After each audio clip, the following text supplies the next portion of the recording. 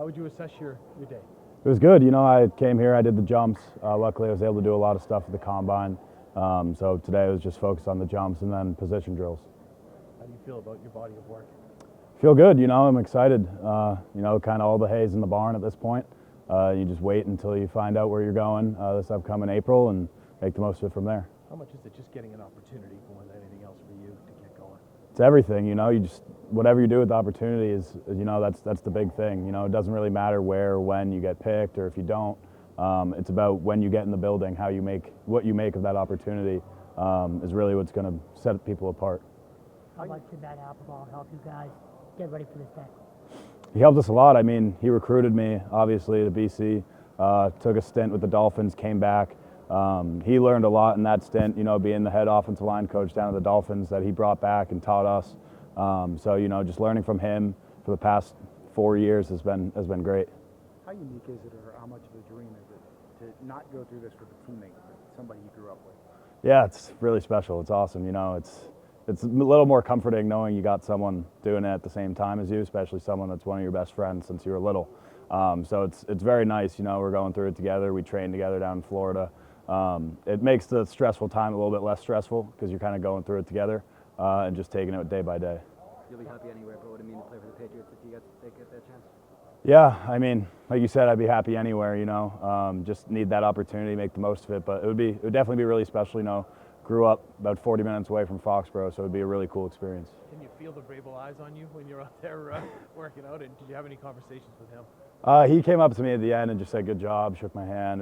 Told him it was nice to meet him. But yeah, it's awesome. It's a good thing that he's here. It's good eyes means we're doing something right here at BC. So it was awesome to see him here.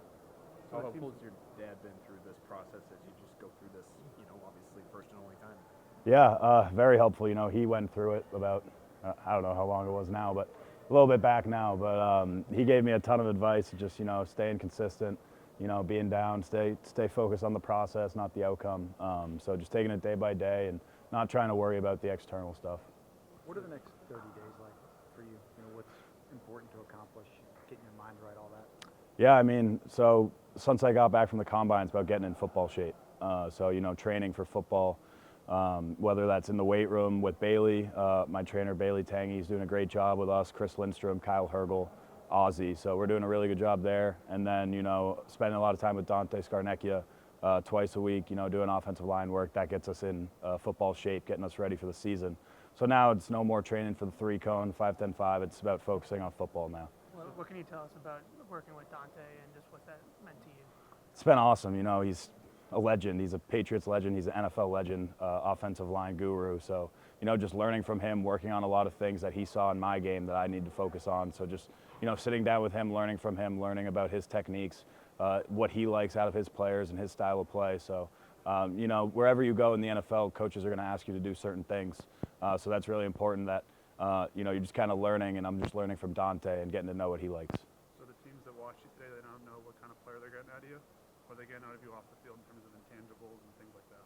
Yeah, smart guys, shows up to work every day with the right attitude, ready to work, do whatever's asked of me.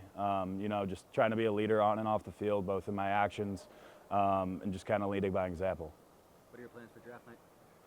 No big plans. I don't really want too many people there. Don't want anything crazy, but probably just be with my immediate family and try and enjoy the moment. What can you talk to teams? Are teams looking at you mostly as a center or a guard or both, or how have they been? Yeah, a little bit of both. I think teams see me as a center, but someone who can play guard as well. So that's the big thing, is proving that you can play guard as well. You got to be able to play all three. But I think, like people are seen as guards, but they could play center in a pinch. I think it's similar with me. Like I'm seen as a center, but can play guard. So just proving that, doing some guard work out here today and just focusing on that. Yeah. How are you prepared for the weight of draft? All your life you've probably been first picked at everything you've always played. How do you prepare for it? It could be a while. Yeah, I mean, just trying not to be too focused on it. It's all about the opportunity we get, like we were saying earlier. Doesn't matter if you're a second-round pick or a fifth or a sixth or undrafted, whatever. It's about when you get in the building, what do you do with that opportunity?